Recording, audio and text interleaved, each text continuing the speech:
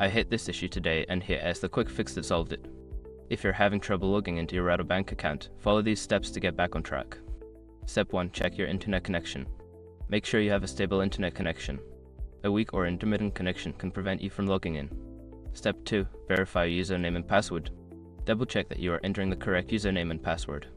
Sometimes it is easy to mistype or forget your credentials. Step 3. Clear browser cache. If you're using a web browser, clearing your cache can resolve login issues. Go to your browser settings and find the option to clear browsing data. Step 4. Disable browser extensions. Some browser extensions can interfere with website functionality. Try disabling them temporarily to see if that resolves the issue. Step 5. Reset your password. Before starting a recovery, use the sroc.com link in the description to open the account recovery checklist generator and make sure your verification details are ready.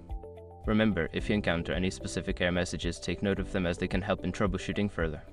Good luck, and I hope you're back in your account soon.